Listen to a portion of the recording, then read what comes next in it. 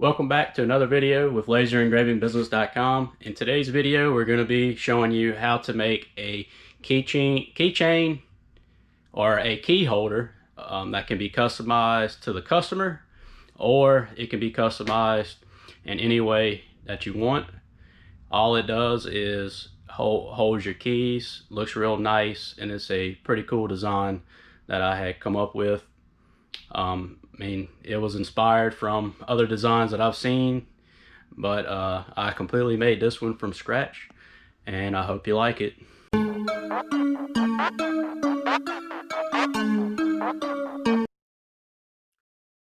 All right, here we are in Inkscape. So once you purchase the file from down in the description, you open it up, and it will look just like this. So if you want to edit this to say whatever family and established, you would just go to the text tool, click anywhere up top. You're going to type in my case, it's the Palermo family. And you can pick whatever font you choose to pick. If you decide to go with a cursive font, you're going to want to go to the selection tool, select it, go to path, object to path, click on ungroup, object, ungroup. Then you're going to go back to path, and you're going to, and that's going to get you a nice clean look for your wording. And then you're going to want to resize this. If you hold down the control button while you drag the corners here, it will maintain proportions. If it looks like this and you want to see it filled in, you would go to your fill and stroke tab, click in the fill button, and then if you want to add established, you can also do that. Let's see, I'll change the font for this one.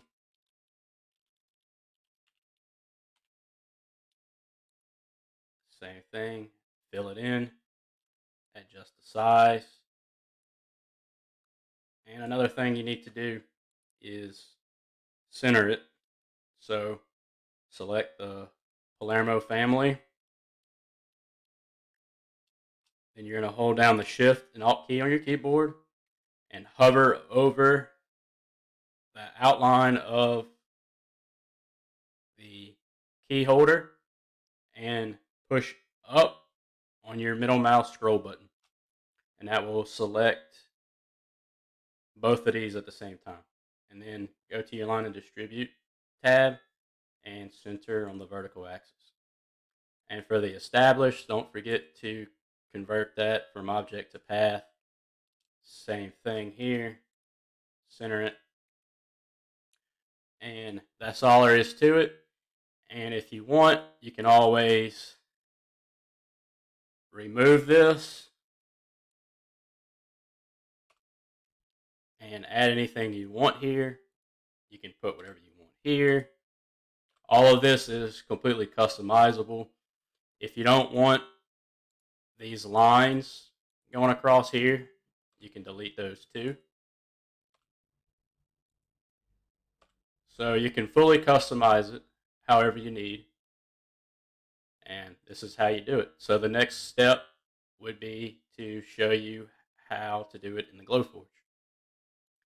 So when you open it in the Glowforge, you will see how it's broken down into 3 sections. Yours may be a little bit different depending on how you added this and this. So you're going to want to engrave everything that was in black. So the Palermo family, established, and there's no place like home will be engraved. You're going to want to score everything that was green. So the little door here, the lights, the windshield, same thing, lights, grill, and windshield. All of that will be scored, and everything in red is going to need to be cut. If you use the plywood that I use from Home Depot, and in this video I use the walnut colored 1/4-inch plywood from Home Depot, I use the medium basswood hardwood setting. And then for the cut, I always change this to 140 speed instead of the default 200 for this. I find that 140 gets you a clean cut every time for this particular plywood.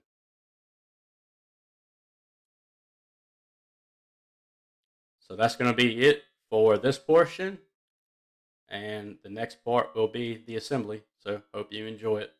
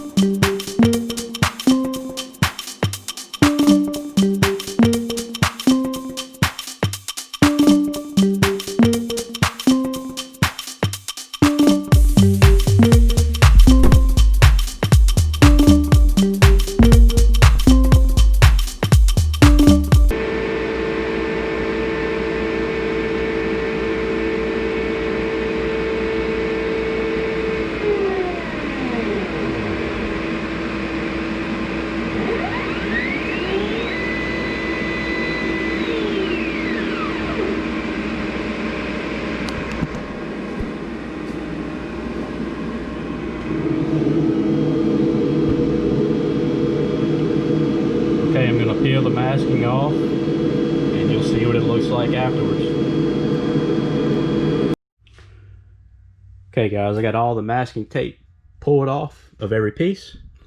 And if you're wondering what's masking tape and what type of masking tape do I use, I'll post a video in the description that I made about masking your material.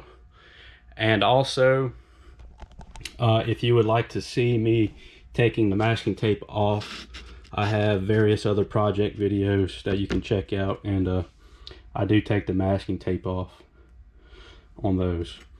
So next thing I'm going to do is spray this with a acrylic coating protective finish, and so I'll do that now.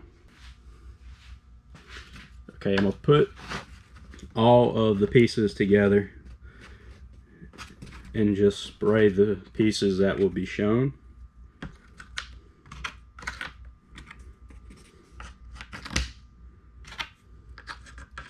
I'm putting the keychain holders in just while I spray it.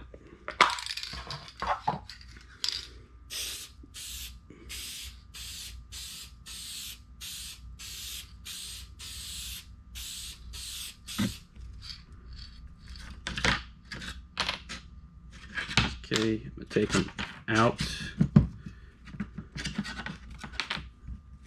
and then spray the other part that will be shown here. Alright, now the directions say to let it dry and then spray another several coats. Let's see. It says it dries in 10 to 15 minutes. And you can apply multiple thin coats to help avoid runs and drips. So for this, and since it's going in my house, I'm just going to do one coat, but I will let it dry for 15 minutes.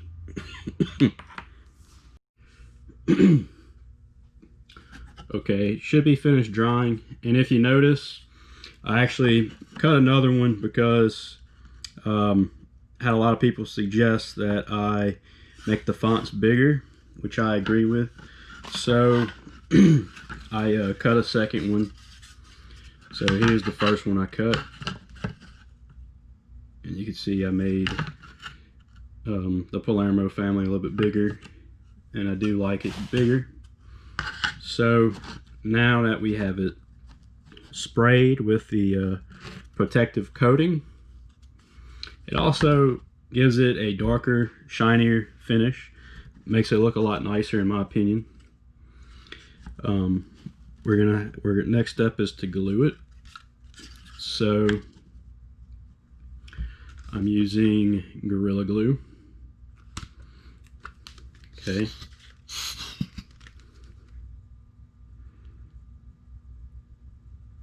Just gonna add a bunch of glue. Someone suggested in another video to spread the glue with a Q-tip, which I thought was a great idea. So that's something that I started doing.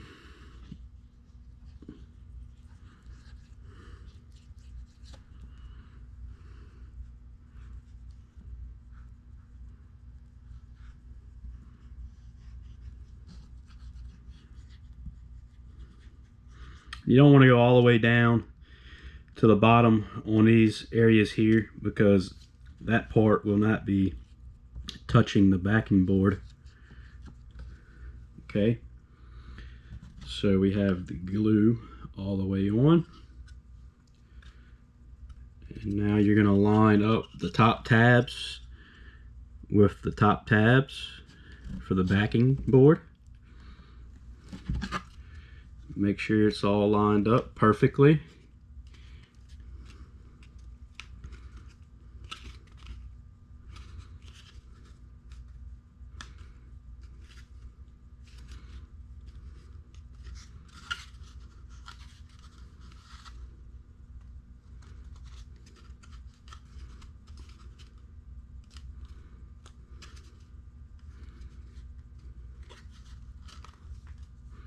Okay, that looks pretty good. And once you have it lined up how you want it, I highly recommend getting some spring-loaded clamps like this. They really help when it comes to pushing your projects down to get a very good tight bond. And sometimes you can have two pieces of warped wood and it will not create a tight bond, and it'll look kind of silly. So smashing them down with these spring-loaded clamps really help.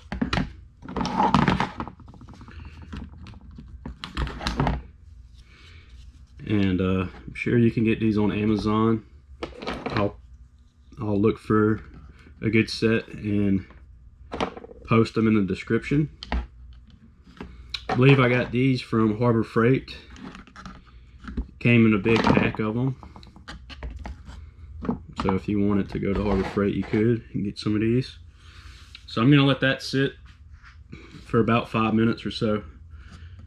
Let the glue dry just a little bit, and then we'll be back to continue on.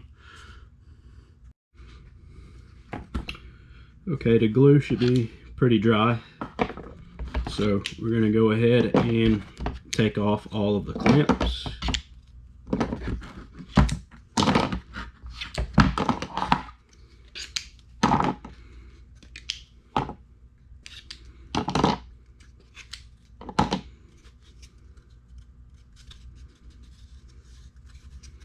Okay, looks pretty good. I'll set that to the side for now. And now the next step would be to add the keychain key rings to each of the little pieces here. I'll post in the description the link to these particular keychains, but if you look on Amazon, I'm sure you will find a ton of different options. So you don't have to use these. This is just what I have on hand from previous orders and previous projects. I made some bottle cap opener keychains, which I have a video on, and that's kind of where these come from. So this is what I had on hand. You can use any type of keychain, anything that you think looks good or whatever. But basically how I do it is you take one of the little rings that comes with the keychains. You're going to slip that through the little hole in each of the pieces, and it will take a little bit of work to get it through, but it's not too bad. And then once you get it through, you're gonna take the first loop on the keychain, slip it through, and then you're just gonna take some pliers and clamp them together like this. Okay, and just do that for all four, same way.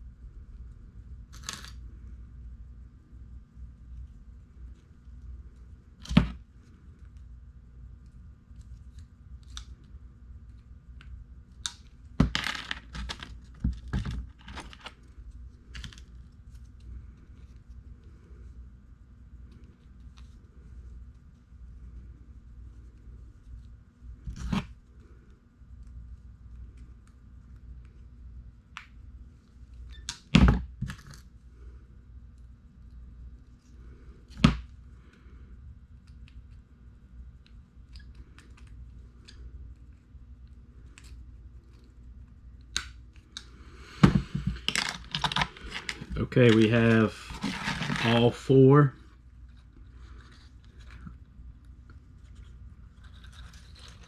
assembled. Now what I'm going to do next is just hang some keys from it.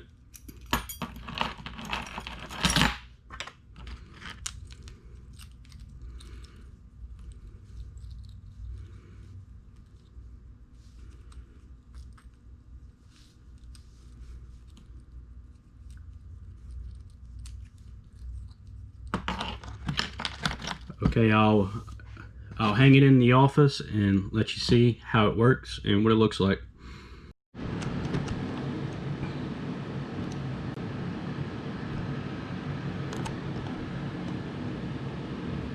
Okay guys, so I'm just using a couple of wall screws here. You will probably want to put some anchors in, some drywall anchors in if you're not on a stud or anything like that. I didn't do that, but I don't plan on getting a lot of heavy use out of it right here in the office, but I will hang a couple keys from it. So how it works is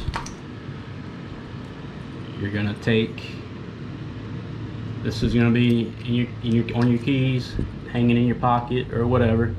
When you come home, you just go ahead and place it into its little slot here.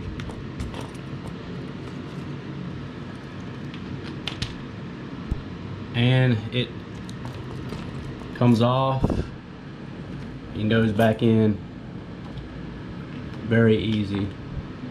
And I know some people were a little concerned that these may be a little too flimsy or small. I don't believe, oh, I dropped the key. Let me find that real quick. Okay, here we go. So I find that it feels to be pretty sturdy. I don't think a whole lot of people will be coming up to it and tugging on it. I mean, you just pop it right out, pop it right back in.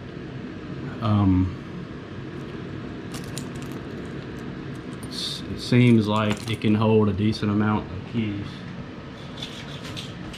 So let me add even more weight to this here.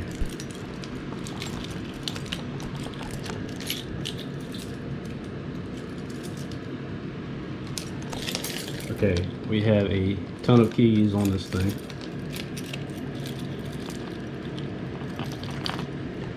And it seems to hold the weight very well. So, not too bad.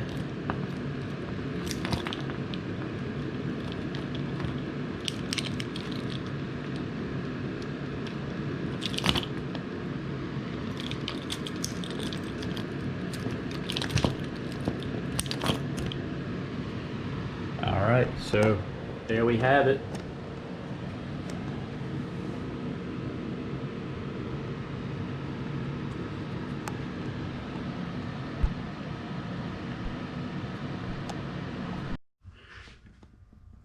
Alright, once again guys, thanks for watching. If you got any value or you like this video at all, please like the video and subscribe to this channel.